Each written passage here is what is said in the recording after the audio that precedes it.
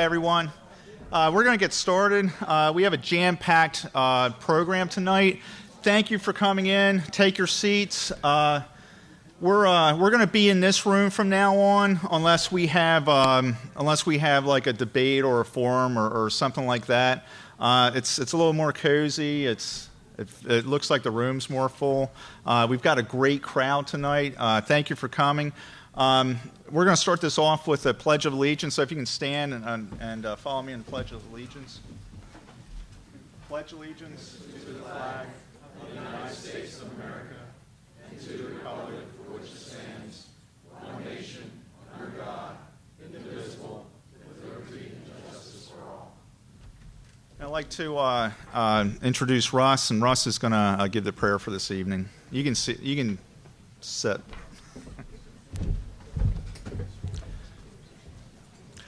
All right, let's bow our heads.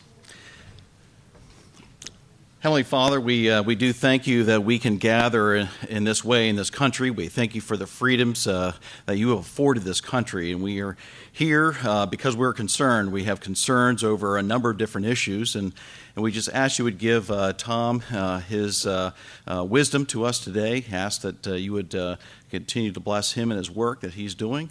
And we ask that you would continue to bless this group, and may it be a time of encouragement for those that are here this evening. And we pray this in the name of Christ. Amen.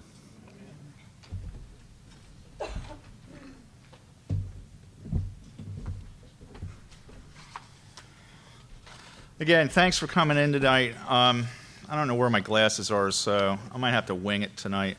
I want to ask, how many people are here for the first time? Thank you for coming. And how'd you hear about the meeting? From a friend? Friend? Family. Good. The word's getting out there then. I appreciate it. And how many people have been here at least 5 times? Thank you very much. Thank you. I hope that the people that have come in for the first time, they'll be raising their hands in a half year to a year saying they've been here over 5 times.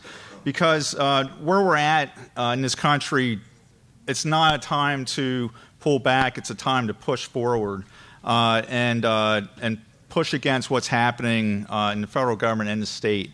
And we had a good start to our meetings after the election when we had the States' Rights Forum with the Commonwealth Foundation and CAP and Dr. Nick Pandalidis and Americans for Prosperity. There's a lot of groups out there that you can get involved in. I ask you to get involved in at least one of those groups and help with emails, calling your representatives, doing whatever you can. Just doing a little helps out a lot.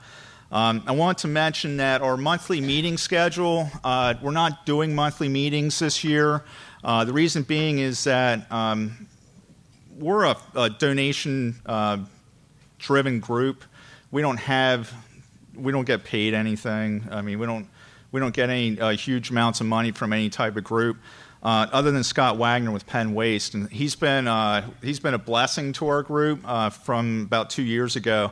Scott basically paid for all our meetings. He paid for the room, he paid for the audio, he paid for the video, he paid for the banner ad, and it just got to be. It was about $1,200 a meeting that he put up. I mean, it's $500 for the red and white room, or the red room. It's $300 for this room. That's why we're in this room now. The audio, and these guys that do the video and the audio, they're friends of the group, so they're giving us a discounted rate to do these things. The sound is by Reynolds AV, and they charge about $200 a meeting. Video's $250, and Mike and his guys do a great job. They edit the video, and they put it on YouTube, and they also send it to White Rose Community Access TV. And believe it or not, how many people watch White Rose Community Access TV? There's a lot of people out. I mean, not with the raise of the hands here, but there's a lot of people out there that actually do watch the Community Access TV, and it's on there on they put it on whenever they can. But anyway, how his donation has gone down this year because he's seeing what's coming down the pike. I mean, he's the president and CEO of Penn Waste, and the regulations are driving him out of business, basically. So he backed off. He gave us $2,500 for the year. So we're using that wisely. We're trying to use it wisely anyway. So we're gonna have 6 meetings this year. Basically, we're having this meeting. March 7th is going to be our members-only meeting. That's when we're going to have elections, and we're going to take nominations tonight for the officers, and then we'll have elections on that night. Also, if you want to come to that meeting, you have to be a paid member. And Ed Mundorf, our treasurer extraordinaire, over by the sales table, he can, if you want to pay tonight, if you're not caught up on your dues, you can pay tonight. The dues are $20 for an individual and $35 for a family for the year. And it goes towards helping fund these meetings. And we've done ad campaigns and things like that for no endorsements. Then March 21st, we have, I don't think I brought up one of those cards, but there are cards out over on the table over there. We're having a joint meeting with the Carlisle 912 Project and the Adams 912 Patriots. It's a meeting over at Cross Keys. It's Adams 912 Patriots, a monthly meeting, and it's going to be on Agenda 21. Excuse me for a second. Actually, my glasses are right here.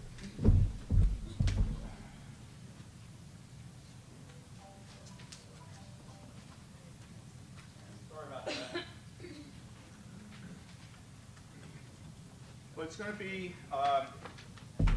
the gentleman that's speaking on the 21st is John Anthony of the Sustainable Freedom Lab, and he's going to be speaking on Agenda 21 and sustainable development and smart growth.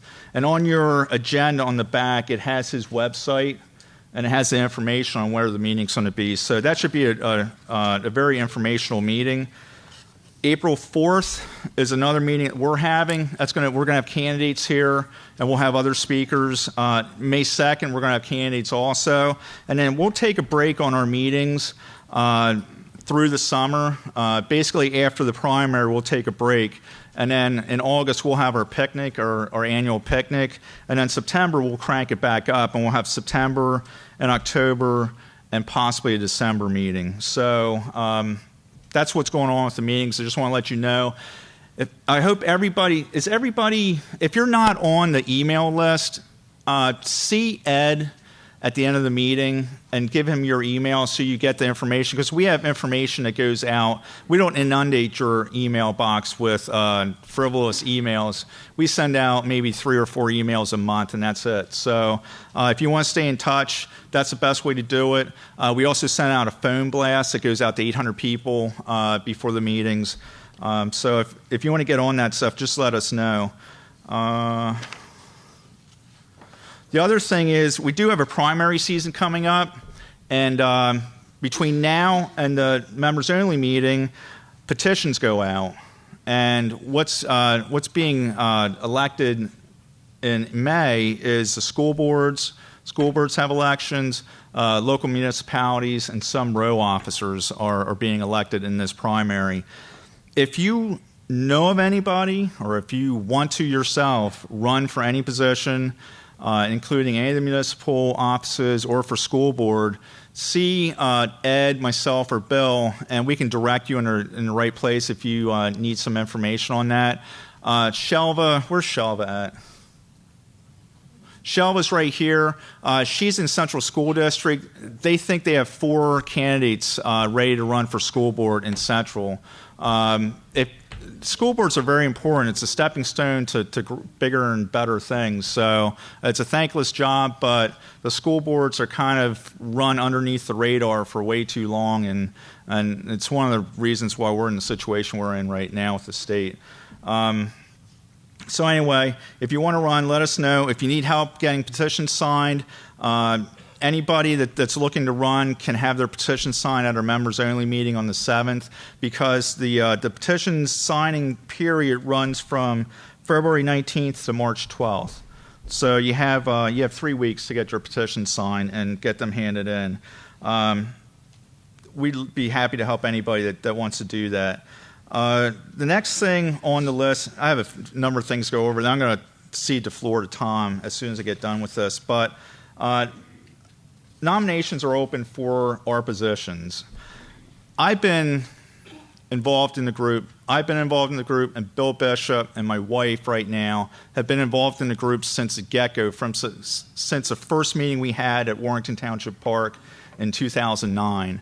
And I don't know if you're getting tired of hearing me talk up here, but I don't know if I'm getting stale. I don't know if we need new blood. I don't know. It seems like we're getting good crowds, but we want to open the floor for nominations for our officers' positions and have elections on March 7th. Now, if anybody wants to be nominated, or if you know anybody to nominate, they have to be paying members for the last year, and they have to be active in the group.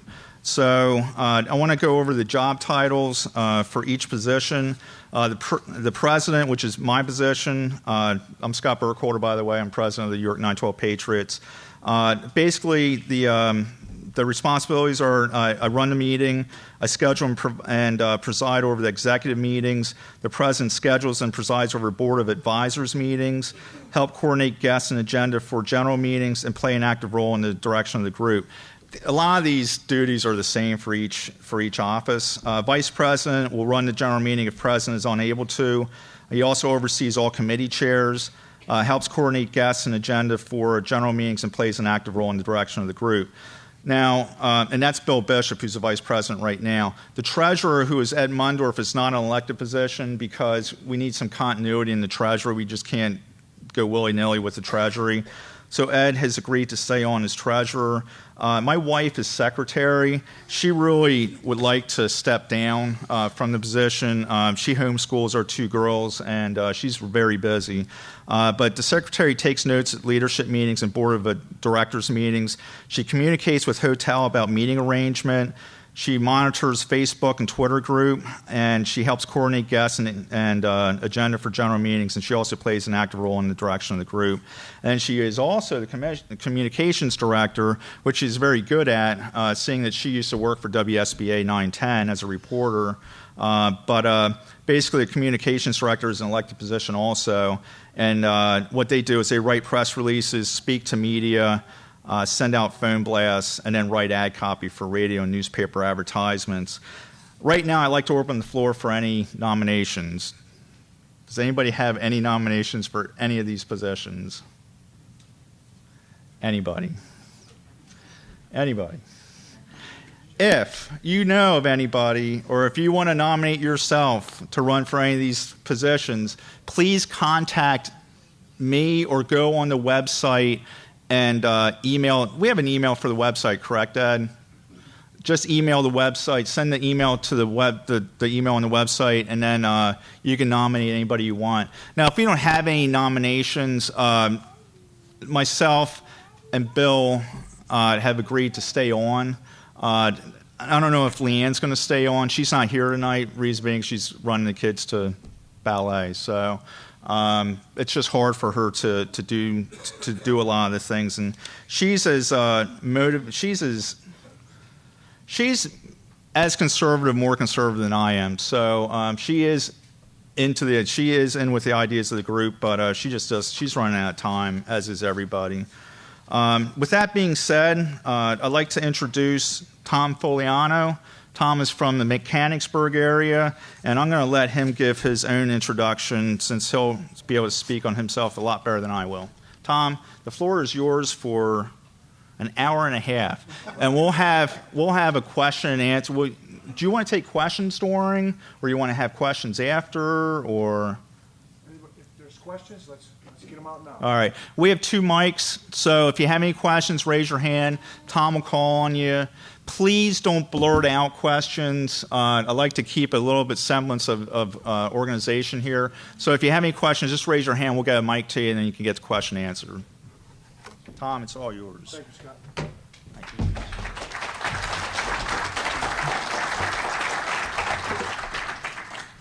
Good evening. Scott, thank you for the invite. Let Leanne know I thank her too. My name's Tom Foliano. I'm from Mechanicsburg. I've been preparing for just about anything you can possibly prepare for the past 8 years, and time before that too, as a 35-year organic gardener. The CIO of a small healthcare consulting firm in Mechanicsburg. I have 5 children, 7 grandchildren. My 5 children are also preparing because I made them. At first they thought I was crazy, but now they're seeing the benefits of it. I'm a PIAA basketball official, high school boys and high school girls. I've been doing that for about 13, 16 years now. I'm a published poet, and I'm an amateur linguist. I've been prepping for around seven years. This is my 11th speaking engagement on prepping. In discussion with Scott and Leanne, they asked me to just do a basic or an introduction, but we'll get to that in a minute. Okay, I want to get through. I'm not a professional prepper. Okay, to the contrary, I'm just a regular guy that is taking interest in what's going on around us in our world and in our cities and in our country today. I don't like what I see. I was raised in a very conservative family. Yes, ma'am. No, ma'am. Yes, sir. No, sir. One thing that really, this is an example of our society today. We need a random act of kindness day. Give me a break. If we all practiced kindness every minute, every day in our lives, why would we need a random act of kindness day? We don't need that type of stuff. All right. Like I said, I'm not a professional. I've been prepping for a while now. I've read just about every website you can possibly read. I've been to multiple seminars. I've read books, many videos, and from that, I've developed my own process. So, does everybody have a handout? Does everybody have a handout? If you don't have one, this young man over here will give you one. When I was giving them out earlier, everybody's looking at them going, oh my God, do I need to pass this out? No. It's a single handout. Everything in there is yours to keep. And there will be a test at the end of today's presentation. No. Memory. It's a memory test. All right.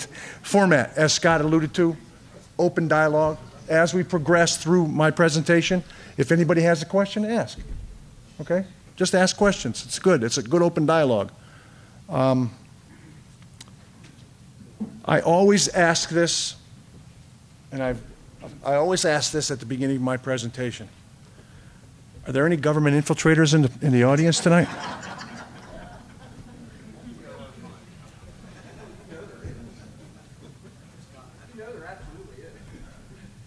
Would you please stand up?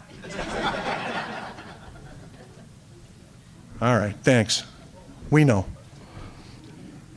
One of the first questions I ask, I'm just going to, I know why you're here for the business portion of this meeting, but why did this presentation that I'm going to give, why did it spark your interest to come here? You guys.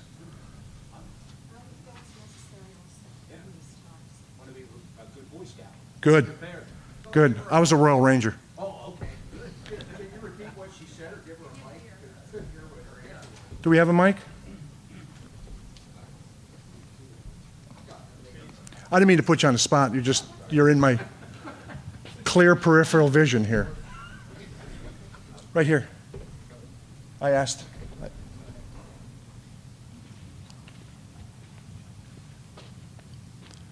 Then there was this awkward, silent moment. There you go. It's working.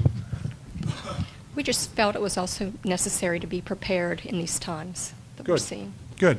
I think that's the sentiment of all of us here. It's necessary to be prepared in these times. Sir? Yes, name's Joseph Slinker, and actually I have been a professional at this. MBC course at Fort Sill, undergraduate of that. So I know a lot about this topic. I'm a Post 35 member like this gentleman in front of me. I was a captain, combat engineer. I've been preparing myself. I just came back from Walmart with a bag of stuff I just bought. Good. If people ask me questions that I can't answer, I'm coming to you, all right? All right. One of the things that is important for me to know is at what stage of preparation are most of you in? Are you in the first stage, meaning you're becoming aware and you're taking action, or the awareness is already there, the action is already taken, and you're just preparing for the inevitable now? Okay? I think most of the groups that I've spoken in front of, they need to get their awareness peaked. Okay? Then, so these are the things we're going to talk about tonight. Does everybody know what prepared means? Meaning ready in body and mind. Okay? Some synonyms for being prepared: able, adapted, adjusted, all bases covered, planned, predisposed, prepped, psyched up, revved up, ready to go. Okay? Those are all synonyms for prepared. Now, everybody knows what an antonym, right? You know what an antonym is. So some antonyms for prepared are ignorant, neglectful, unprepared, and not ready. Okay? So what I've given you in that packet is some information so that you can be a synonym, not an antonym. Okay? All right. The basics of being prepared. We're going to discuss why we should plan, the mindset, what is a threat analysis, what are we preparing for. Think about our area. One of the things that everybody needs to prepare for here is another TMI incident. Okay? If you live on or close to a river, flooding. If we get a nor'easter, which there are some years we get some pretty good nor'easters, we're going to have some severe weather, some snow. Not necessarily are we preparing for social upheaval. Not necessarily are we preparing for, does anybody does anybody mind if I use a cuss word? When the shit hits the fan, has anybody ever heard that term before? There's a proper technical term for that. It's called when defecation hits the rotary aspirator. I like that. Could you write that down for me? I'm not going to remember. All right, thanks. That's pretty damn good. That's like when somebody says, get your together, I say, consolidate your feces. Or sloppy joes or untidy Josephs. Yeah. All right, what are we preparing for? Biological, chemical, nuclear, explosive, EMPs. Everybody know what an EMP is? It's an electromagnetic pulse. It could put us back into the 1800s real quick. Severe weather, social upheaval, monetary system breakdown. We see things happening around us all the time. We see road rage, which is increasing. We see people just don't give a darn anymore. I don't understand it. I'll hold the door for anybody if they need it. I'll take your shopping cart off you in your parking lot and bring it back to the shop, bring it back to the spot. Okay? There's just so many people that don't care about their fellow American, not only a person, but just your fellow American. All right, awareness. We're going to talk about suspicious activity. Has anybody ever heard the term the Golden Horde? The Golden Horde? H-O-R-D-E, yes. No, it's a group of people. We'll talk about that. That's one of the things that I think is important for everybody to understand, especially in urban areas, okay? Now, it's in your packet, but we will talk about that. I also put in there a vulnerability assessment that you can do to better prepare your home for any type of situation that, through your threat analysis, will position you for. All right. Before we move on, does anybody have any questions? All right, I have a question. 72-hour kits. Who has them in their car? Who has them in their office? Who has them ready at home?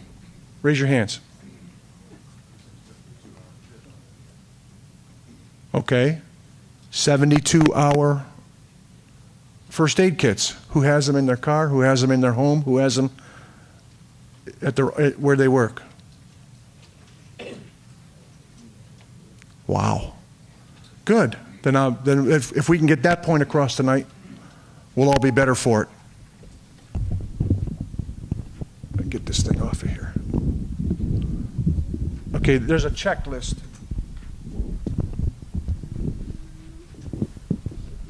Can I move this thing around?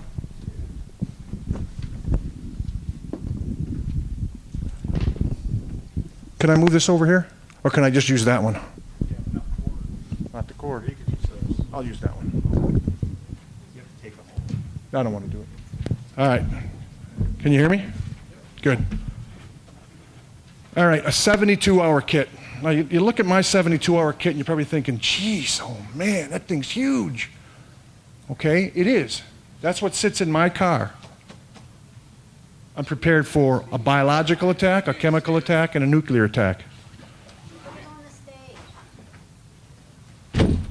It's huge, isn't it? There's enough food for 3 days.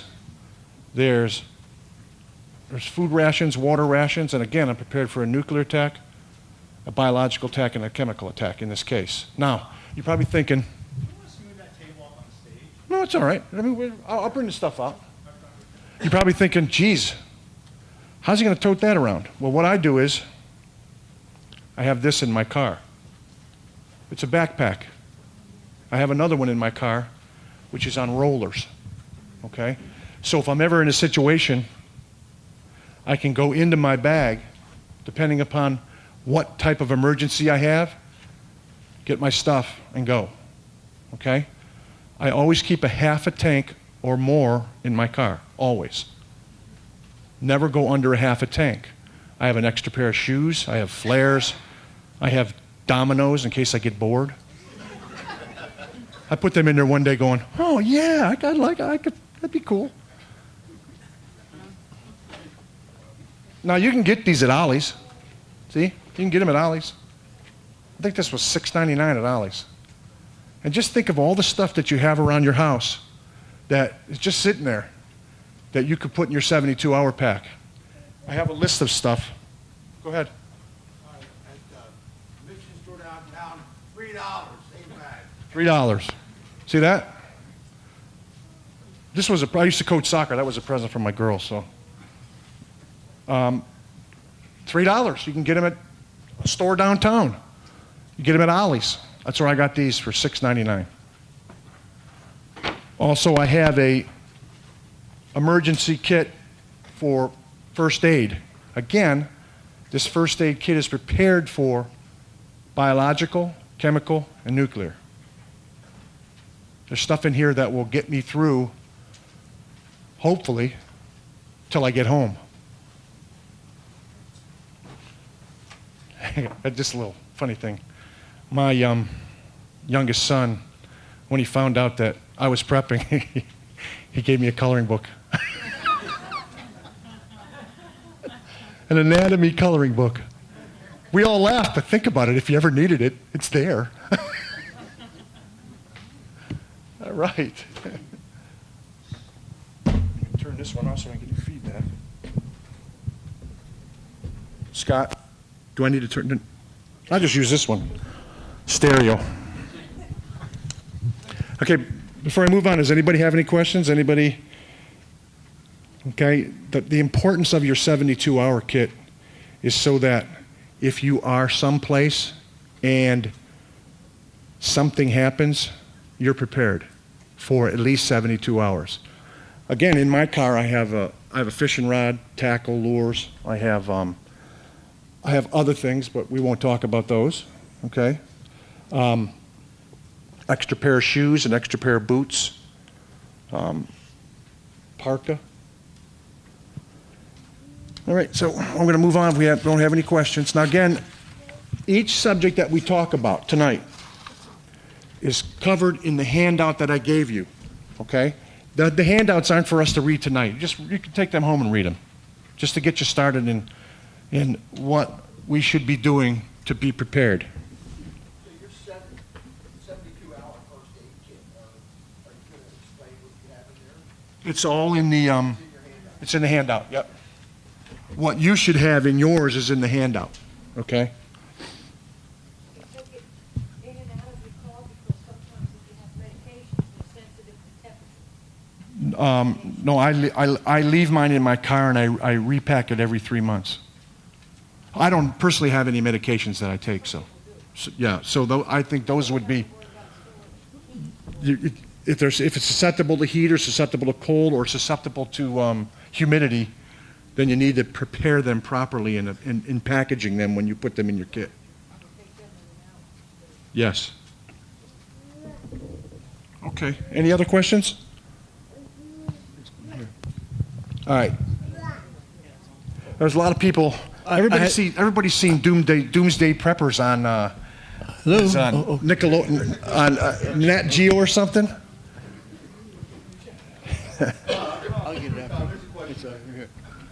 If you're going to cover it, you don't have to answer now, but about the nuclear preparedness, I was just curious. But if you're going to cover it... Yes, we will cover it. You can cover it then. Thank you. Yes, we will.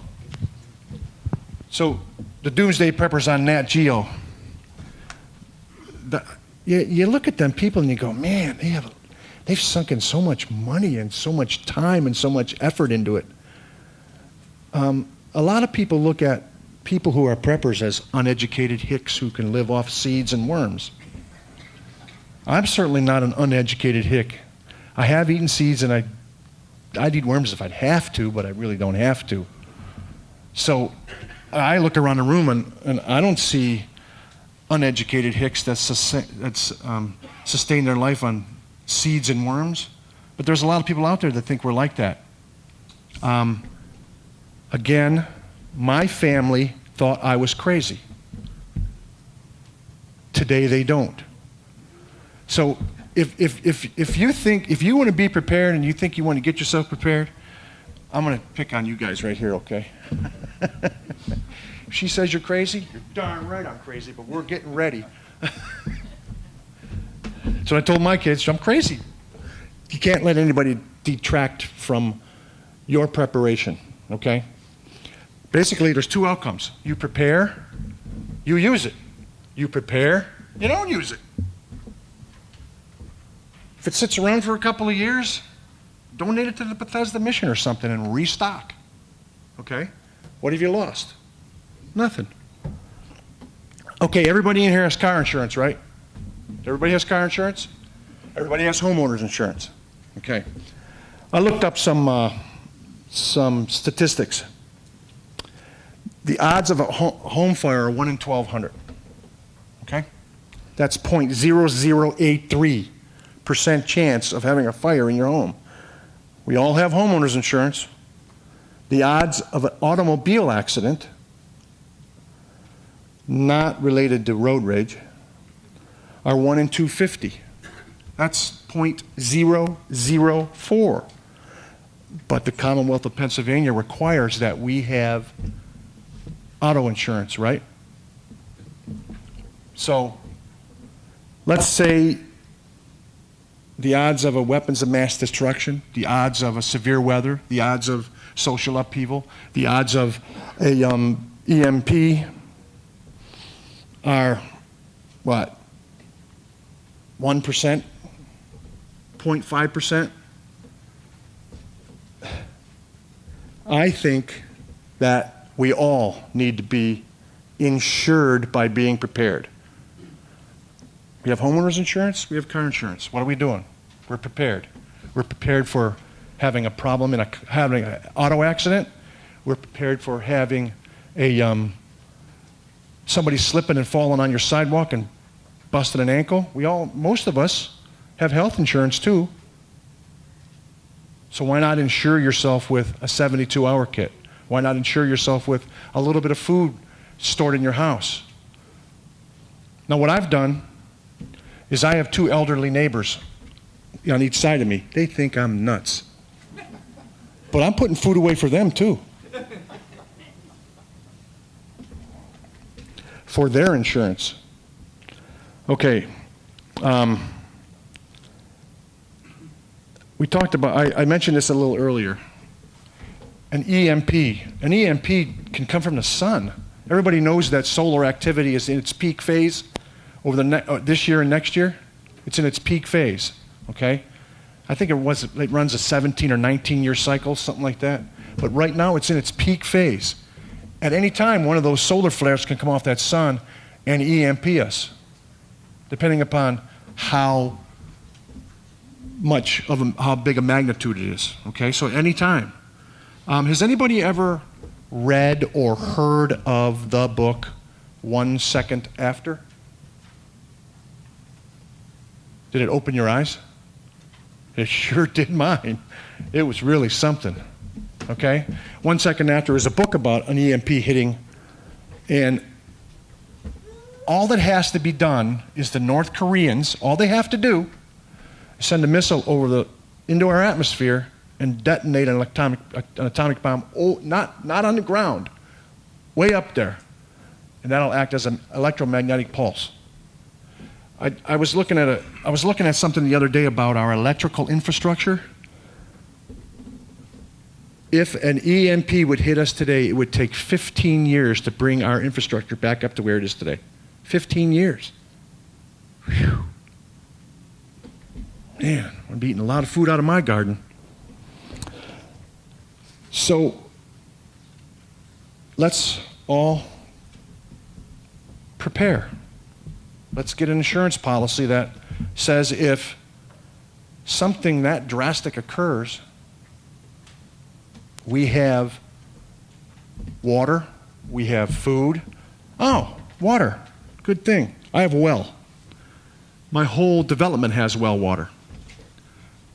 When I put my well pump in, again, my neighbors are going, well, why are you doing that?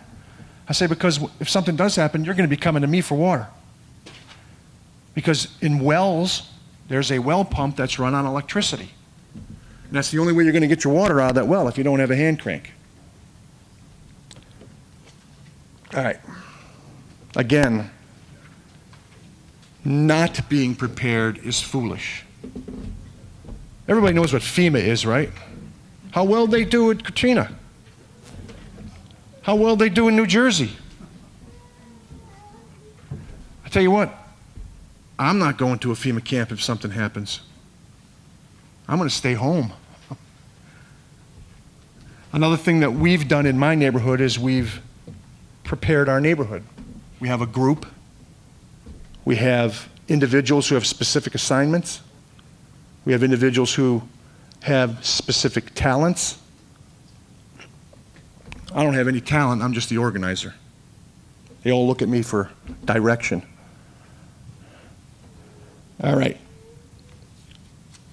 I'm getting dry up here. Is there any water anywhere?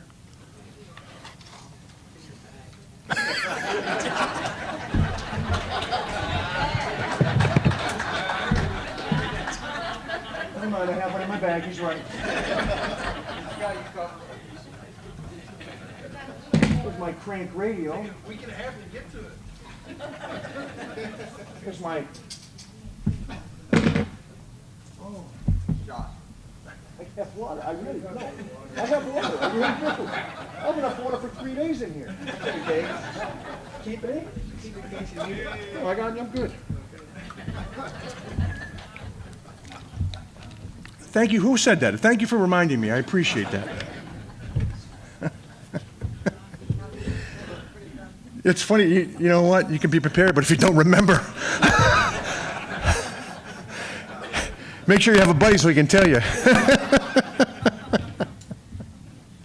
All right. My profession, I'm a computer programmer.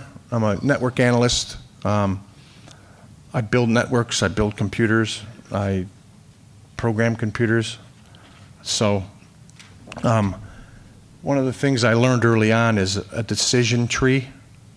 All of us, we make decisions every day, okay?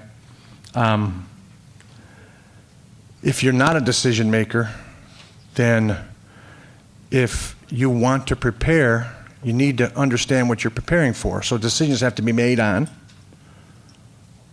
why I'm preparing, what, as in here's what I'm going to do, and how am I going to do it.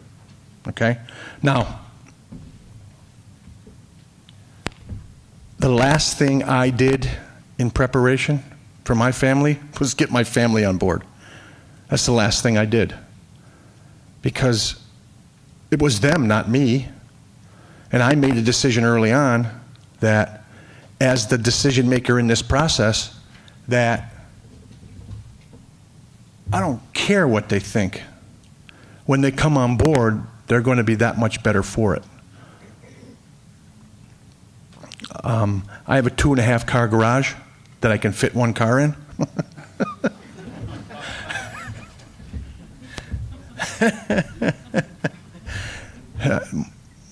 She doesn't think it's that funny. All right. All right. An important part of preparing is what are our threats? We need to do a threat analysis. What are our threats? We just talked about it a little earlier. We know that 3 Mile Island could be a threat. Is there anybody in here that disagrees that that may be our biggest threat? What's that? I would disagree. I would disagree. Okay. 3 Mile Island shows anything. It shows that it's a whole lot more containable than anybody can imagine. We progressed to the point where they got to the point where they were able to contain it. They learned a lot. Good. So what do you? What's everybody? What's your big? What? Who disagreed? What do you think your our biggest threat is? I don't know. I'm just saying that I don't think that that is our biggest threat. There's a lot of other threats, but. You mean probable threat or otherwise? Probable, yeah. What are the things around our area, especially York, that could harm us? We're going to talk about the Golden Horde here pretty soon. We have 2 military installations close by.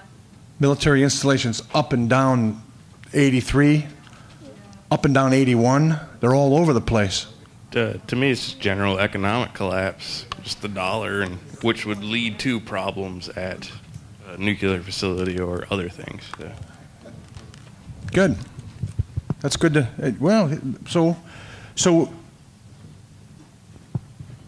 understanding your threats is important. Understanding what you're planning for is important. What are you most worried about? Excuse me. Over here. Ever since we've had the atomic bomb, a lot of people around here haven't realized the fact that we are the power center for the mid-Atlantic states. And one of the things we have to worry about is all the dams and the nuclear power places that we have on the Susquehanna River. And anybody that wants to do a lot of damage to the eastern United States would take out our dams and the nuclear stations.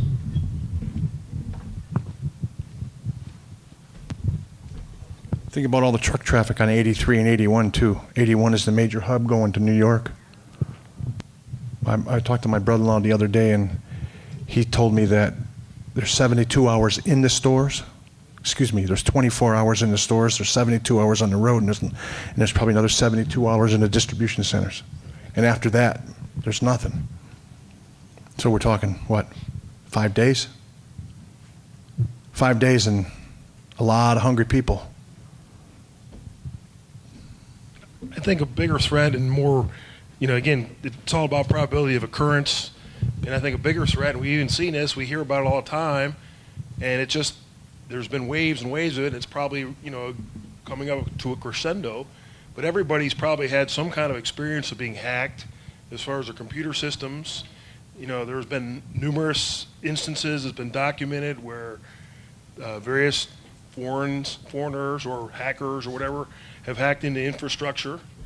And in fact, as far as the Department of Defense, they've created a new command called the United States Cyber Command because of that threat. So you can wage warfare remotely from another part of the globe without blowing things up, all you do is shut down the grid or the financial system, whatever. So all those things are, I think, of a greater probability of occurrence. And if you shut down the financial system, you shut down the grid, the power grid that is, remotely via computer, what is everybody going to do? They're going to freak out. If we had this most recent storm, a lot of us probably did prepare for that. New Jersey and New York got hit particularly hard. But Can I stop you for a second? Sure. Did you hear what you just said? This particular storm, a lot of us did prepare for that. Right, I know, that's what I'm saying. Okay. Now, very good points. Thank you. I agree with everything you said, but did you hear what he said? In the latest storm, a lot of us did prepare for that. That's odd. When everybody else was going to the store buying food, I didn't have to do anything. I just sat home and relaxed. Everybody notice that? When a big storm's coming, the milk, the eggs, the bread, especially the white bread, give me a break. It's all gone. Could you imagine what would happen if our electrical infrastructure went down and you had to go get bottles of water, or you had to go get canned corn, or you had to go get some flour and some yeast, or you had to go get propane tanks, or you had to go buy some charcoal, or you had to go get some salt because your food, your meat in your freezers are all thawing out and now you have to salt them? The chances are it's not going to be there. That's what we prepare for. That's the trouble with freezing and canning.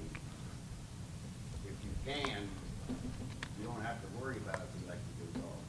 Right. Even meats. Right.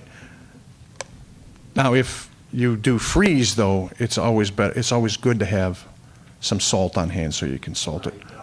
Or you just have one big party with all your neighbors and eat all the food at one time. Because it's going to go bad anyway. You might as well just have a party. You can give him the mic. When we first got married, we lived in Elizabethtown, and there were some Mennonites over there we became friends of. Every year we'd go out to the orchards and stuff and pick fruit and get corn and all of that, and we'd work together, can it, and you didn't have any problem. We'd do enough for the whole year. In fact, I even said to my sister she wants to can this year. That's good. Canning's good. I have not started canning yet. I have not started canning my own food yet. That's something I will get to eventually. I went through the Carlisle 912 group we had a seminar at Ladies House last year on how to pressure cook, can, and the whole bit. I have my jars, I have my lids, but I don't have anything else. I'll get there. All right. Oh, we have another question over here. I just want to make the comment, a lot of us, a lot of people think about prepping in terms of, in reactive terms, to prep for something specific because of a specific event. And shows like Doomsday Preppers reinforce that. They show everybody as focused on one event or something. What I would suggest is to think about prepping in a proactive way, to think about being self-sufficient as a good unto itself. Because if you strive for self-sufficiency, then you are really prepared for pretty much any contingency that may come along. And the individuals in this room, I think it would be safe to say, we believe in liberty, independence, responsibility. Those are the hallmarks of being prepared. So it's a way of thinking that I like to encourage people to kind of flip around, to strive to be self-sufficient instead of being reactive to one possible scenario. Thank you. Very good. All right. There are certain things you need to consider when you look at the threats. Who are you planning for? Who are the people you're worried about? Do you have small children? Do you have elderly mother and father? Do you have friends in the neighborhood that you know you need to take care of because nobody else is going to? Do you have pets? Do you have people on medications that need to be in the refrigerator? Okay, so again, when you look at considering what the gentleman said over there, when you look to be on your own and not be dependent on anyone else to get you prepared, you have to consider those things: who, what, when, and what sort of problems does that universe present? Again, chronic health needs. Infants going to require diapers. They're going to require formula. So when you're preparing, one of the things that I did was I sat down and I prepared a list of what their specific needs are. I didn't come up with much because I have my 5 children are all grown. My last one's in college. Oh, he did have an anecdote. I have an anecdote to talk about that. He goes, Dad, I'm up at Bloomsburg. What am I going to do if something happens? I said, you're going to stay and fight. He looks at me like, what do you mean by that? I say, you're not going to be able to get home from Bloomsburg. If something happens, you're going to stay there and do what you have to do. He didn't like it. What do you mean? You're not going to come and get me? I said, heck no.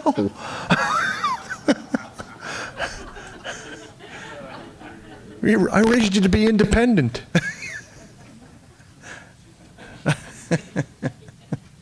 All right. What else? In the packet too, I gave you some information on biological attacks, chemical attacks, nuclear explosions, an explosive attack. I did not put anything about an EMP in there because the information that I have about an EMP is very extensive. I did though put a piece of information in on how to build a Faraday cage. Okay, a Faraday cage is a container that that if you do it right is EMP proof. Again, do we have some weather coming in this weekend? Tomorrow? Did everybody get their bread, milk, and eggs?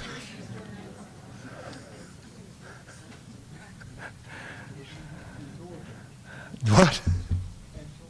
And toilet paper too. I got a lot of toilet paper. All right.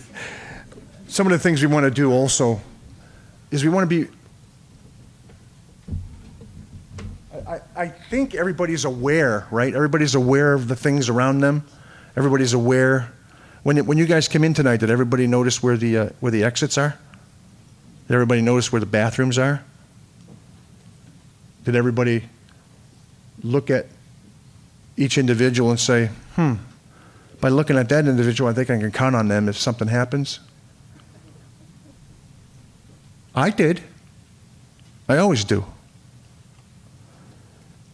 Awareness. That's one of the biggest issues that we have in reference to being prepared. We need to be aware that things are happening around us that just, as a conservative, this gentleman over here brought up a good point, that we don't like. There's a toleration level to certain things. There's an understanding of certain things. But we all need to be aware. And one of the ways to pique your awareness is to look for what I call suspicious activity. If you see something, look at it, study it. For instance, I live in a development that sits right by an on-ramp, and I get people coming and sitting there at the end of my development, just sitting there waiting. I don't know what the heck they're waiting for. But I walk up, knock on the car window, say, hi, can I help you? What's going on? Do you need any help?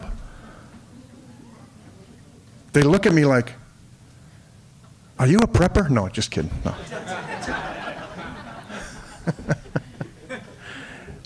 So if you see something, make a mental note of it, because if you see it again, and if it was out of place the first time, it's going to be out of place the second time, okay? What activity are they doing? Where's the location? Try to understand what these people are wearing.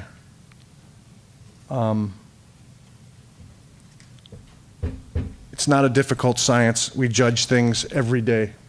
We make a judgment on everything we do every day. So suspicious activity is something we can really take note of. I'm generally not a suspicious person. I'm a half full guy, glasses half full guy. I'm always happy. I'm always jovial, talking to people I don't know. The story to tell about that is my son always thought, Dad, why do you do that? Why do you like every person you see? I said, because you give them the benefit of the doubt, but you size them up too. You make a judgment. He was out golfing one day. He hit his ball into a foursome, into the CEO of Select Medical. He went in and talked to the guy. 6 weeks later, he's hired on.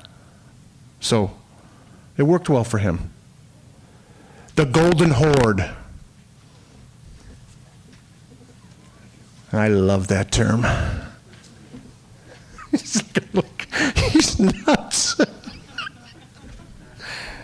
All right, the Golden Horde. There's, how many levels are there? There's 1, 2, 3, 4, there's 4 levels of the Golden Horde. Okay? Now, when I say the Golden Horde, what I'm talking about is those people out there that don't want to do you any good. All they want to do is live for themselves, and it doesn't matter what they do to make that happen. The bottom rung, drug addicts and users.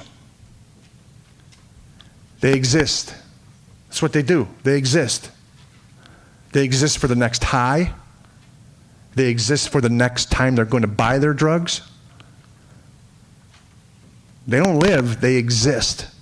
And they're going to do whatever the heck they can do to get that next fix, to get that next high. Okay? That's the bottom rung. They don't have any assets. They don't have any goals. They don't have any drive. But they do have an animal instinct to get what they need at whoever's expense. It doesn't matter to them. Now, you're probably wondering, what Golden Horde, we'll get to what the Golden Horde can do to you after I explain what it is, okay?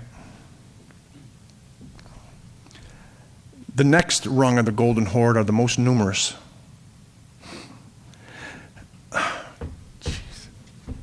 Before I say this, I have to take a look around the room.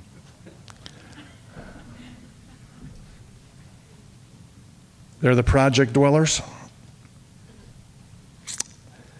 They live on government entitlement checks. They don't know how to work. They've never worked a day in their life. They live off of us. So they think what we have is theirs, regardless if we've worked for it our entire life or not. They think it's theirs because that's where they came from. That's what their parents taught them. That's what they're teaching their children. Think about how many of them people are out there. Do I need to say who was just elected? Think about how many of them people are out there. That's the next rung. Say that. Come on, we want to hear it. 50% of us. 50% of us. Whew. Man. They have no assets. Think about this too. On a given day, the second rung of the Golden Horde, they might have, what, a 6-pack of beer sitting in the refrigerator with some crackers, maybe some lobster. Does everybody understand that inference there? Maybe some lobster?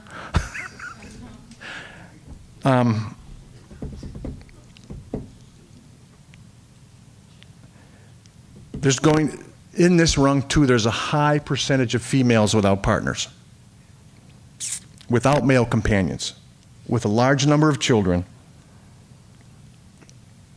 they need things, okay? And after a 72-hour or a 5-day period, people who need things are going to do what they have to do to get those things they need at whoever expense. The next rung of the golden horde are the unmatched, unattached, uncaring, ungiving male drones. They don't care about anything but themselves.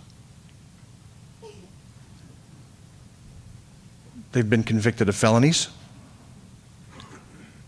They hang around with their buds all day and drink a 40. They're on the streets. I don't know what psychopathic behavior is, because to me, to my kids, I was a psychopath when I started preparing all this stuff.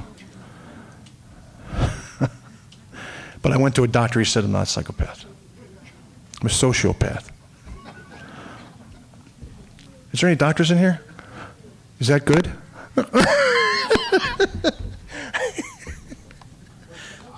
I'm just kidding. I'm not crazy, I'm perfectly insane.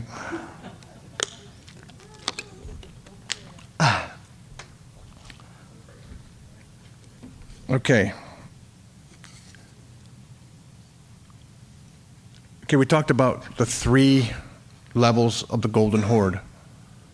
Never let them know what you have. Never, realistically, don't talk about what you're doing, how you're preparing, what you have prepared to anyone. It's nobody's business. Though, if you are preparing for the neighbors right next to you that think you're crazy, let them know that they're covered, okay? If you are preparing, and we all have a kind heart, prepare things that you know you're going to trade for, you're going to trade with, for people that don't have anything, but don't ever let anybody know what you have. Don't ever let anybody know what's under your bed, what's in your closet, what's in your garage. Don't let them, because if that golden horde finds out, you're not going to have it long. You're going to have to defend yourself vigorously.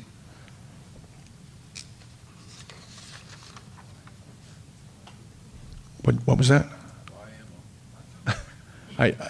In my discussions, I don't talk about that. That's a personal thing. All right.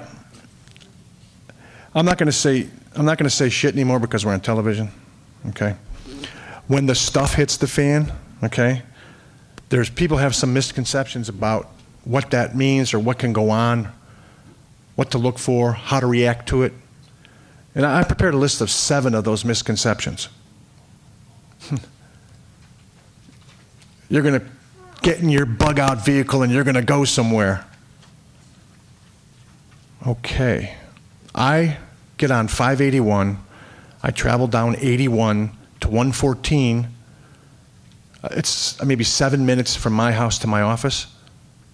And when there's an accident, it's 38 minutes to my office because it's stop and go. All right?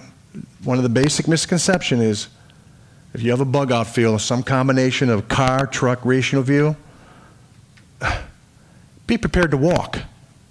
Be prepared to walk. I'm prepared to walk.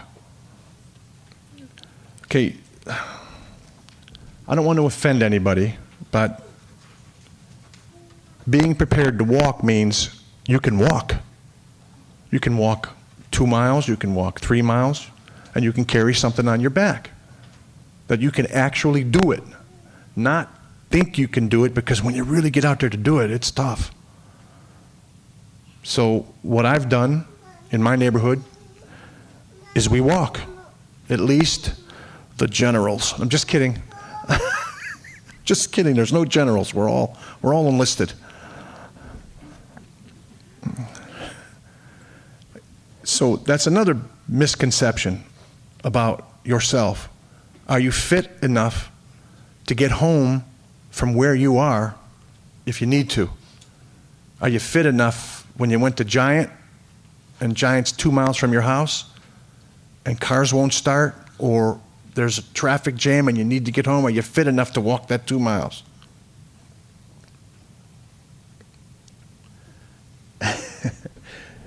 That's a 72-hour kit, but there's a lot of preppers that have what they call a bob, a bug-out bag, okay? And they got everything in their bug-out bag, everything you could possibly think of, okay? They don't have things in their bug-out bag that can prepare you for the 3 threats that you think might happen, and then you transfer those to another bag. That's not. So if you have a bug-out bag or you're going to prepare a bug-out bag, make sure it's small enough and light enough and mobile enough that you can carry it. We talked about the golden hordes.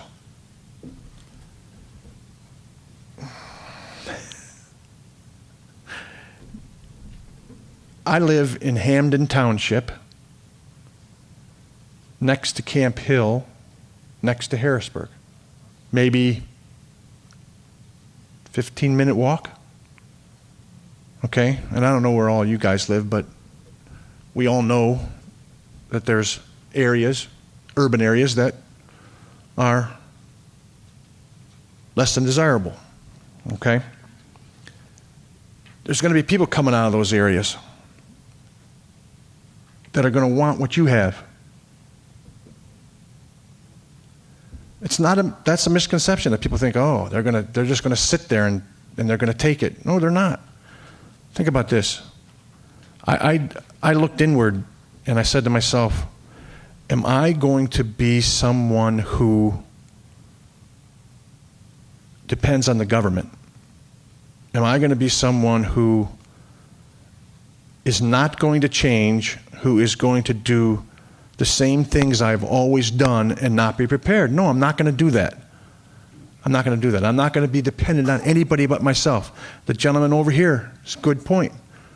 You can't be dependent on anybody but yourself. Because then people are going to be coming for you. They're going to be coming for your food. They're going to be coming for your nails. Think about that. They're going to be coming for your nails. They're going to be coming for your hammers. Another thing, too, is I think I can defend my castle. Baloney. You can't. You can't. You can't do it by yourself. It's not going to happen. I put a vulnerability assessment in the back of your package. That's something you can take a look at and, see where your lighting is on your house.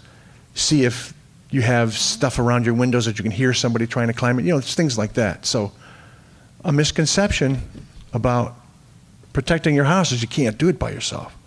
Not when there's 15 people coming at you. A lot of guys that are doing what everybody in here is planning to do, they think they're going to bug out. Now, I don't necessarily believe that should be your first position. I think there's safety in numbers. There's safety in individuals who know how to do certain things that other individuals don't know how to do. There's a group mentality. So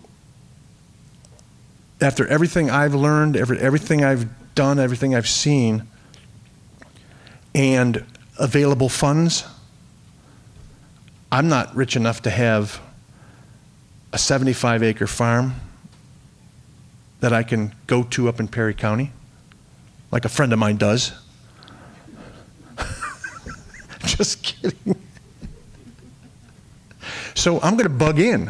I'm going to stay at home. And again, that's why I organized my neighborhood, so that we can act together.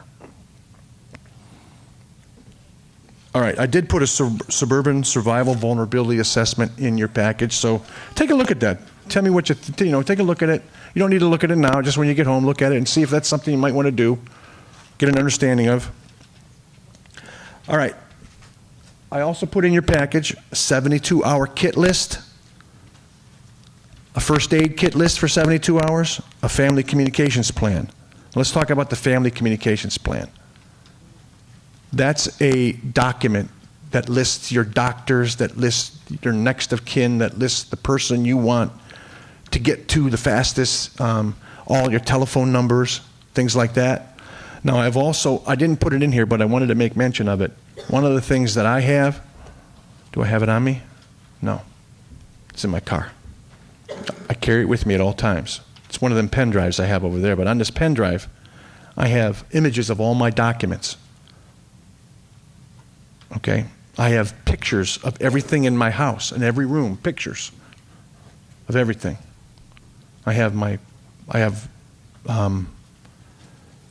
pictures of, I have images of my insurance policies, things like that. I always carry it with me in case my house burns down. It's always with me. I feel naked without it. I'm serious. There are days when I'm looking for it, going, oh my God, where is it? It's in my pocket. So that may be something you might want to think about. I gave you a list of items to stock.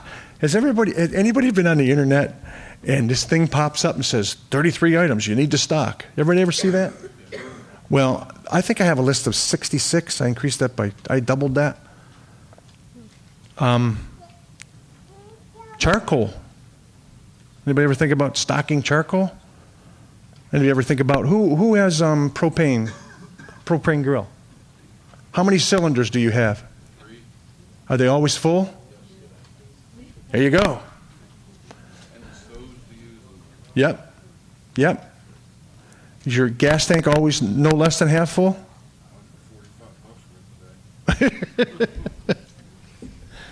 Good. All right. All right. There's an emergency evacuation plan. Again, if you're bugging in, the emergency evacuation plan only applies to Plan B, which is your bug out plan. And I talked about this earlier.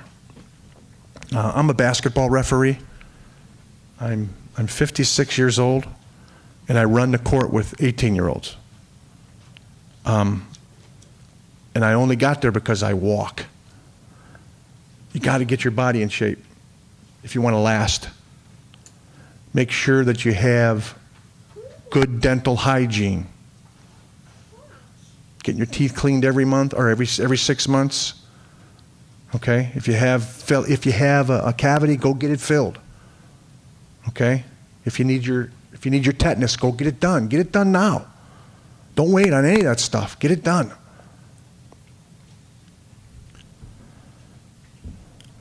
Again, I have a note on here about personal protection, but I'm not going to talk about it because that's just what it is, personal protection. Okay. I do have information on how to get home, out of home defense, in home defense, how to hide in plain sight, things like that. But again, they're all things that's something everybody needs to do from a personal standpoint. I do have 4 gig pen drives over here with a survival library on it, 5,400 items with everything you could possibly think of, from making blueberry wine to blacksmithing to fleecing a duck to putting up a retaining wall, all different kinds of stuff. It's all on there. How to make solar energy. Another thing does anybody remember Victory Gardens? I do. Victory Gardens. I've had a Victory Garden for 35 years now. I grow stuff in my garden that the people in my neighborhood don't grow. Guy down the street grows what I don't grow. I grow what he don't grow. The other person grows what they don't grow. So we trade off every year. Everybody switches on. Well, I'm going to do this. I'll do Italian beans so you don't have to. I'll do onions. I just learned how to plant onions. Years and years. I got a funny story to tell. Does anybody know what black-seeded Simpson is? It's a lettuce, right? Do you know why they call it black-seeded Simpson? Because the seeds are black. 35 years. I just figured it out last summer. I'm looking down at the seeds going, they're black. Heirloom, yes. Yep. Can you explain to people what that is? Explain. Heirlooms are like non-hybrid seeds. A lot of the hybrid seeds you buy, genetically modified seeds, will not generate seeds you can use subsequent years down the road. Heirloom seeds, you can take some tomato plants, extract seeds, dry them, and use them to plant next year. You get a lot of the hybrid sweet corns and the hybrid tomatoes. Their seeds are sterile, and you won't be able to grow anything from them, so you're dependent on going back to them. I'd like to add something to that. If you do have hybrid seeds and you grow a hybrid plant and that plant gives you seeds, those seeds are not necessarily sterile, but you may not get what you think you're going to get, because a hybrid seed is just that. It's a combination of different things put together. Okay, so if you're growing a VF big boy or something, that's hybrid. When you use the seed off that big boy, you may not get a big boy. You make it a little girl. I don't know. Hey, Tom, I just want to add that a great site on the web is seedsaver.com for heirloom seeds. And also in York County, in New Freedom, Landreth Company, they sell nothing but heirloom seeds. It's in New Freedom. They have their own plant there, and you can go into the plant and peruse all their seed stock. Great place. I believe Scott makes his own honey as well. Landreth. Yeah, I make my own honey. I spin it during the winter. Now I keep bees. So. But it's Landreth. Landreth is Landreth. And you can find them online also. Seed Saver. Okay, I put a couple of websites at the end of this. 72hours.org and Do One Thing. For entry level or for beginners or people that are just becoming aware, do one thing a month. It's really cool. You can track what you've done. Do one thing a month. Well, this month I'm going to stock up on this. This month I'm going to make sure that I have 3 propane tanks, so that you don't have to incur a major cost to do everything at once. Okay, because a lot of that's cost prohibitive if you think about it. All right. Just a couple of other things. This is going to sound funny, but I don't like to draw attention to myself when I'm driving, so I drive a crappy car.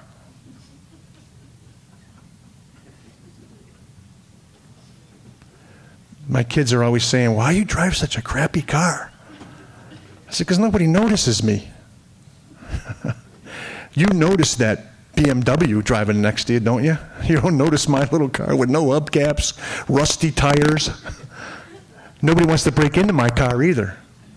I can park right next to that BMW, and they're going to hit that BMW first.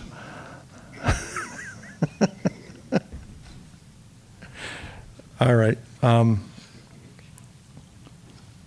That's all I have. Does anybody... Let's open the floor up. Can you buy the potassium iodide in the drugstore on your own? Is Nope. that something? I've been checking all over the area. You can't get it. Go to there's a website that I get it from. Because for children, you need it for children. Right. I forget what the website is, but there's preparedness. It's a Latter-day Saints preparedness website that I use, that I get all that stuff from. I forget the name of it. I've checked in every pharmacy in the area. No one carries it.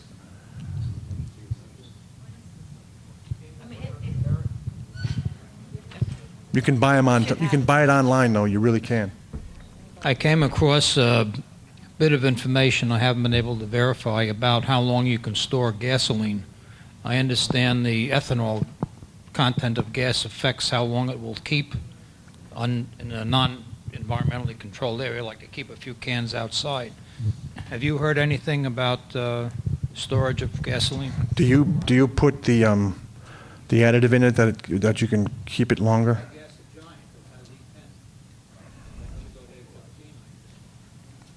Yeah, there's a stabilizer you can put in it that could. That doesn't help the ethanol. Doesn't help the ethanol. I don't know. Does anybody have any insight here? If you don't mind paying the price, you go out to Hake's grocery store and buy non-ethanol gasoline. It's more expensive, but it's no ethanol in it. Hake's. Did everybody get that? Hake's. Where is it? It's in Dover.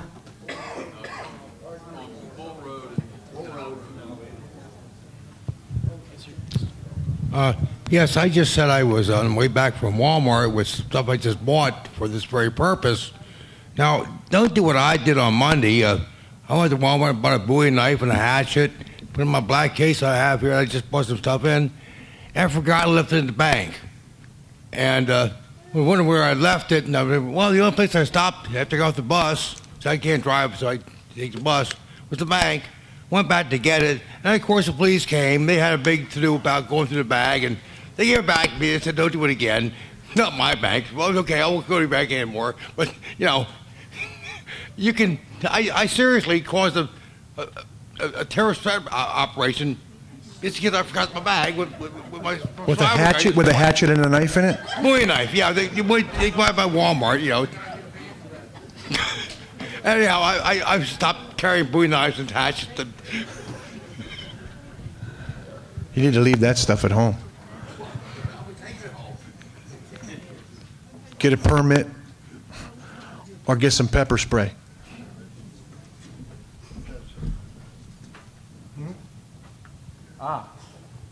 Yeah, emergency essentials. That's it.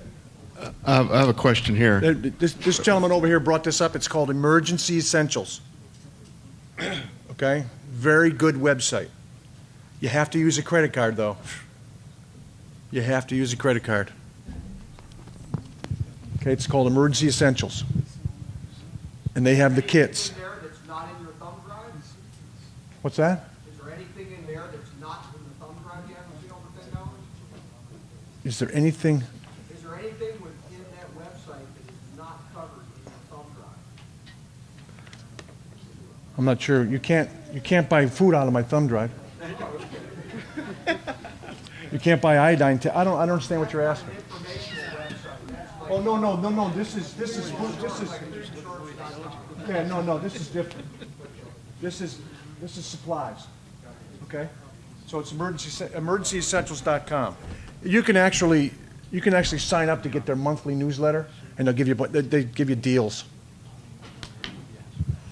Question here. I have it. Tom. Yeah. Over here. Over here. I see advertised these pre-packaged meals on the radio. I hear the advertisement. They last for years. What's your opinion on those? Have you had any experience with them? Do you buy them? They're really expensive. They are. They're real expensive. If you can, my opinion is this. If you can get yourself a pressure cooker, pressure canner, and you spend some time during the summer, the spring, and the fall going to different farms and gathering your own stuff, it's going to taste so much better for you. You can put it on your shelves. You can put it under your bed. You can store it in your cold storage. I don't subscribe to anything like that. I mean, now, the guy I talked about, the guy I mentioned in jest about his big farm up in Perry County, he doesn't have the time to do anything other than buy stuff for his plan, okay? He doesn't have the time, so that's what he does. So he's purchased all that stuff. And it works well for those who have the money and don't have the time. So, I mean, I've never really liked MREs because basically that's what they are, right? Yeah.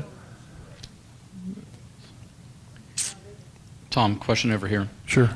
You mentioned you had a well pump, and water being probably one of the most important things to have, because after a few days you won't be around. And assuming that you have a deep well pump, could you share with everybody what type you have, what you think of it, and the approximate cost? Okay. Mine's called a Bison. 92 feet, $1,700. Self-priming. That's the largest expense I've had so far.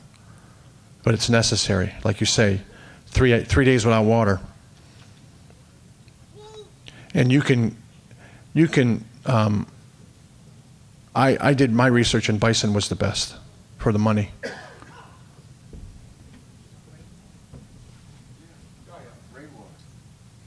You know, I did collect rainwater for a while. Then I decided that I'm done with all the flooding it caused. Because I didn't have the holes right and stuff. I gave it to my daughter. I bought the pump.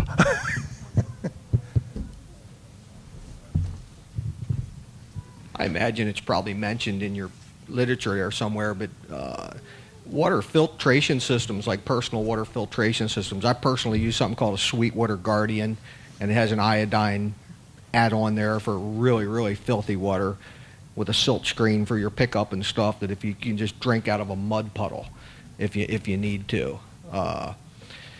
I know it's not practical for a lot of people, but if you got a good tree and coonhound, I'm going to sound like a hick or one of these hillbillies he was mentioning earlier, but I am a country boy. But I tell you what, you get a good tree and coonhound, you and your family and your neighbors will never go hungry. There's raccoons out the wazoo out there. There's way more than you can even imagine. We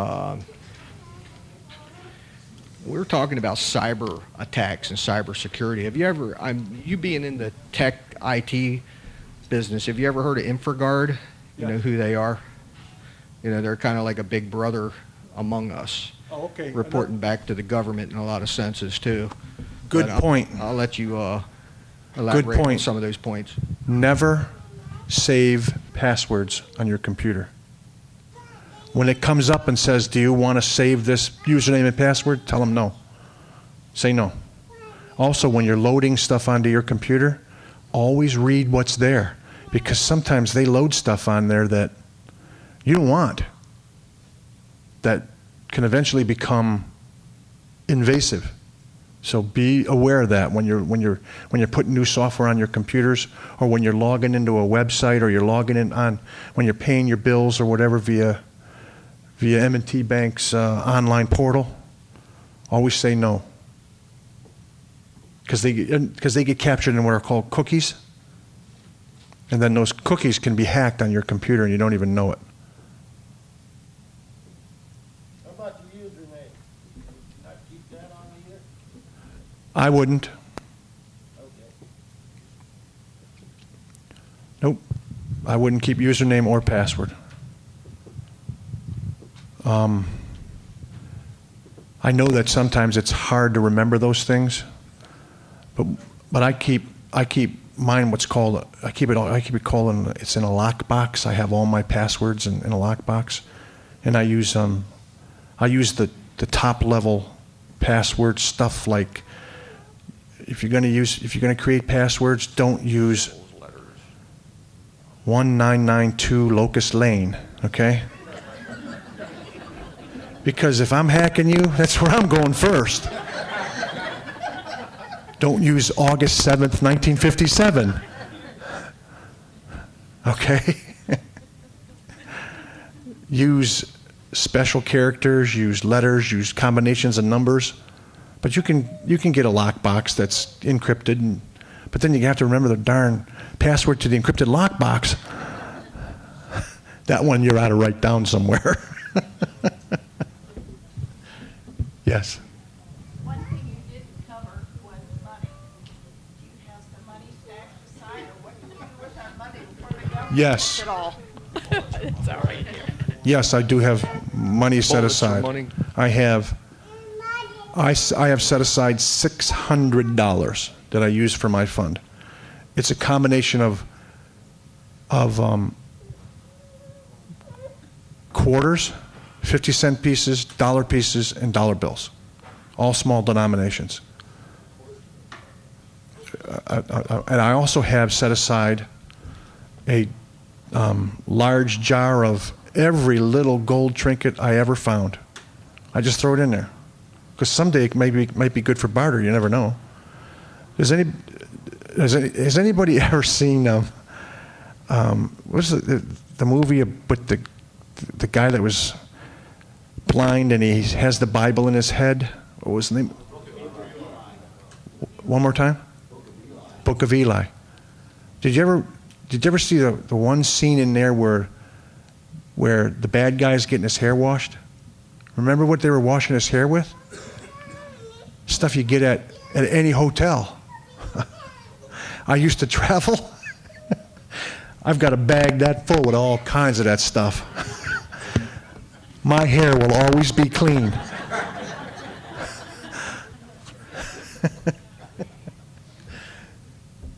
You can relate, huh, Scott?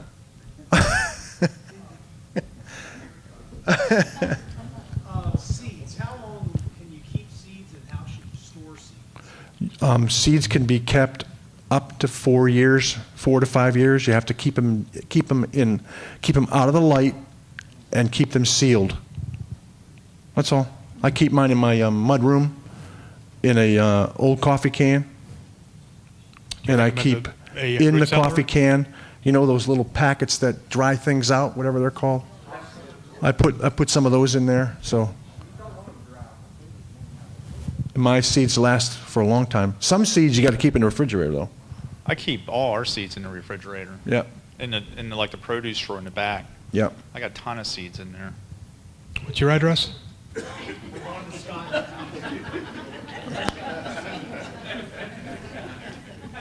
live in York County. Does somebody else have a question, or? You were saying about you keep some cash on hand, but if it gets to the point where it's a major catastrophe and you have no electric, nobody's going to be able to sell anything anyhow because nobody knows how to add, multiply, subtract, or divide.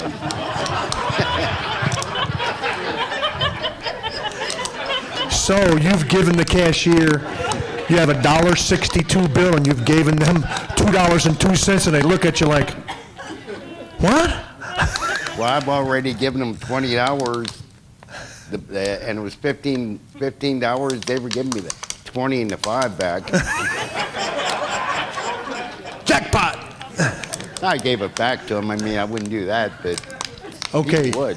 there are, the conventional wisdom with preppers there is always keeping things that you know you can barter. I made a joke about nails. But money wouldn't be worth anything. But it, There's a good chance currency will be totally used. yeah, it could totally wiped out. Yep. Yeah, one more Obama QE4. A bag of charcoal would be nice. How about some olive oil?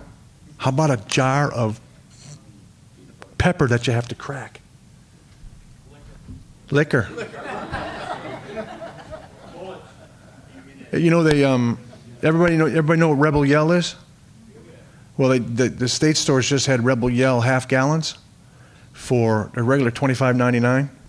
They had them for $19.99 and an $8 rebate. I bought 7 of the darn things. Where do you live?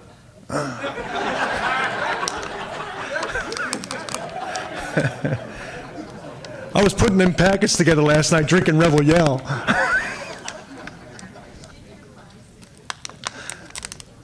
All right, well, thank you, everybody. Well, hold on.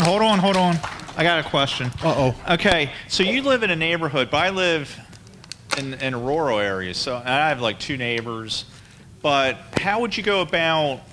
So I want to form a group of friends and family, but we live all over the place. So I mean, is there any kind of plan I can set up where we would specifically? See, my problem is if I specifically meet at someone's farm that they have, we have everything stored there. This is just theoretically, but we have everything stored there. How do we do that? I mean, I just don't know how to set that up. Okay, do you have a place that you know will be the focal point for everybody to come to? Yeah, theoretically. Theoretically? Okay. We haven't set anything up yet, but Okay, are there are there main roads and non-main roads to get to and from that place? Yeah, I mean we're on your county, so everyone's within probably 15 miles. 15. I'm thinking we're gonna have to, if an EMP hits, or even if something where the roads are clogged. I mean, we're gonna have to walk basically. Right. That's why I stress getting out there and walk. A focal point, and you have to stress that focal point. One of the things that we've done is that we have a plan B bug out place, okay? But the focal point for my family is my house. Everybody knows that's where they need to get to if something happens.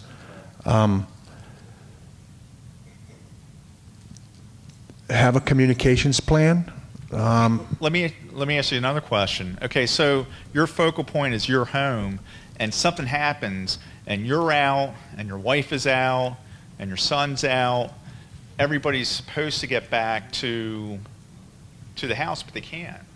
Does everybody have a bug out bag in their car? You should, not a bug out bag, at least a 72-hour kit. 72-hour bag, that's what I mean. Yes, everybody should. And a good pair of shoes that you can walk in. Some maps. A compass. Whatever type of personal protection you keep. A plan on how everybody's going to get back. I mean, have you sat down with your family and talked about that? Yes. You know, something happens up in New York State or something like that, and you have a plan to get back together. Because a cell phone, good chance cell phones aren't going to be working. So what you're saying is that the individuals in your family are really spread out. If they so happen to be. I mean, I don't know. Well, I said earlier about my son Jeremy. He's up in Bloomsburg, and I don't think there's any way he's going to get back. So he's going to have to be on his own up there. But what we don't have any rallying points or anything like that. It's just if something does happen, get your bag and let's go. And everybody knows they need to be in shape. Everybody knows that they have to be able to walk 2, 3, 4 miles. We all keep comfortable shoes in our cars. You can set up rallying points if that's what you want. You can set up. Let's say you have a set schedule. You know where everybody's going to be at specific times during the week and so forth. Define a path to get home. I'll give you an example. I work right next to a creek, the Connettaguinnet. It's right out my window. If I had to walk home, I've done it. I can walk straight through the creek and walk a straight line right to my house, right down the creek. I can walk over the hills and back of the old Lowe's and work my way home. Those are the things you need to discuss. You need to discuss, well, where are you at this time of the week? Where are you at this time of the day? What if something happens? And if you want to set up a staging area or a rallying point, do it. But see, all that stuff is good and fine, but if you don't practice, you don't do it maybe once or twice a year, you don't put your plan in action and test it, it may not work. People forget things. The family communications plan, that's in the package. Did you get a package, Scott? Yeah, I got it. Okay. Read those. There's things in there where you're keeping phone numbers, you're keeping where people are, who's your next of kin. There's really not a set process. It's all in what you think you need to do for the individuals that you're responsible for.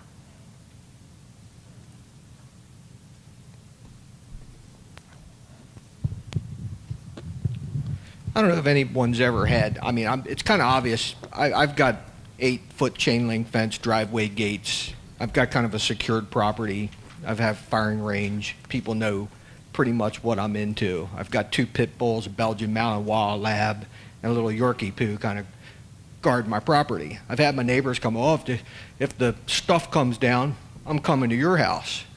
And I said, listen to me. I said, why do you think I have all this stuff? I said, for people coming to my house, you know? And you got to tell these folks that they have to get a little more self-reliant. If anybody knows that you're into prepping or whatever you want to call it, that they have to be a little self-reliant. And it's a good opportunity to organize with your neighbors and get them on board and work as a unit.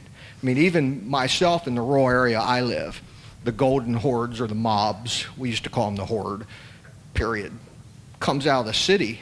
We're near Baltimore, Philadelphia. It's going to be really difficult if it's really gets bad to hold the grounds where we live. And it's a time to network with your neighbors and come up with an escape plan and a place to fall back. You know, that's a good point. That's a good point. Get to know your neighbors. Get to know their abilities, their capabilities, how they can help in certain situations. But again, your point was, people say they're going to come to your house if the stuff ever hits.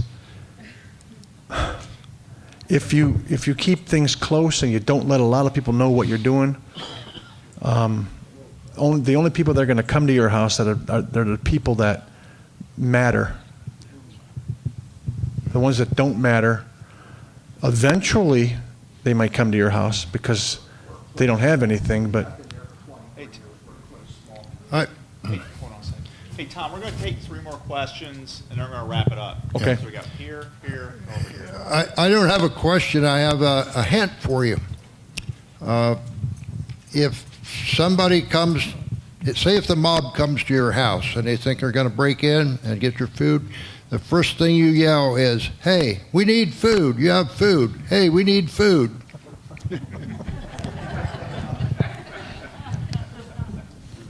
Tom? One thing that I didn't hear discussed, and I don't know if it's in the packet or not, caching in terms of storage containers. Maybe you want to have some specific types of materials, not at your bug-in location, but perhaps at another location. And I've seen some things on the web, and there's different kind of stuff, but don't know how good some of that stuff is, or anybody have any experience with that. I personally don't do it.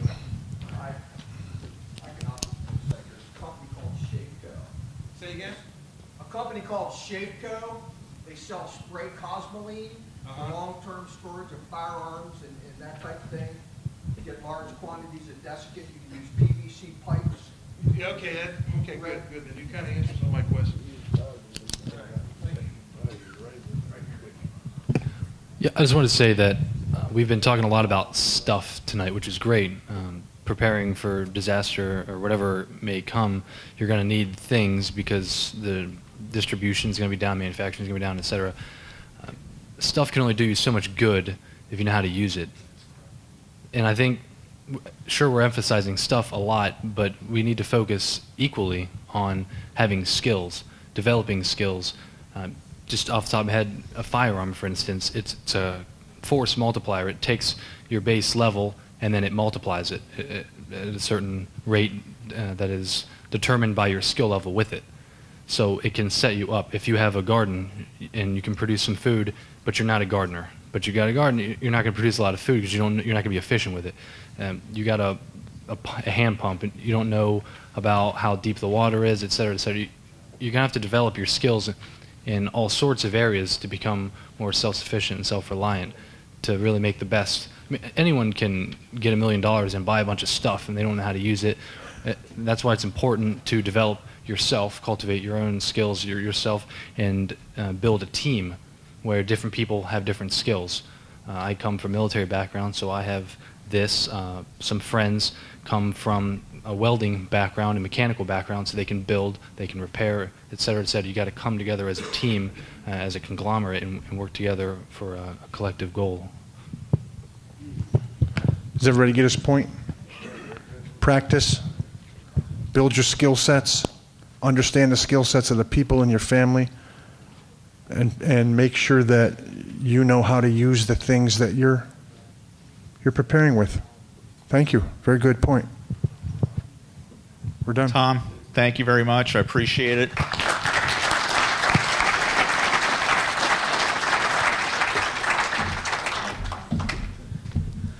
right, that's it for the meeting. What I do want to mention some things. I have a lot of merchandise on hand here. Also, these cards, Jeff Trish with the Adams 912 Patriots standing back there in the bandana. He had these cards made up. These are invitation cards to the March 21st meeting at Cross Keys Motor Inn.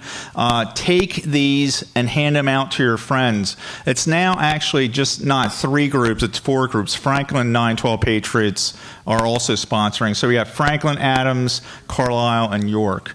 And then also our sale, I just want to say, we need to sell these things so we can get more merchandise, different merchandise. 5,000 Year Leap. If you haven't read this book, you're missing out on a great book. It talks about how in the last 200 years we've jumped 5,000. We did more in the last 200 years than we did in the first 5,000.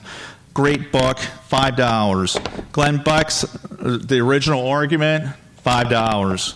Glenn Beck's Common Sense, $5. License plates, $5. Flags, $5. Hats, $5. Buy them up. And then also, Tom's back here. He might have 20, 25 thumb drives left. They're $10. And he'll be back there selling those. And if you have any questions, Tom's going to hang around to the end. Thank you very much, and we'll see you March 7th. If you need to pay your dues, Ed's back there also right now. Thank you. Appreciate it.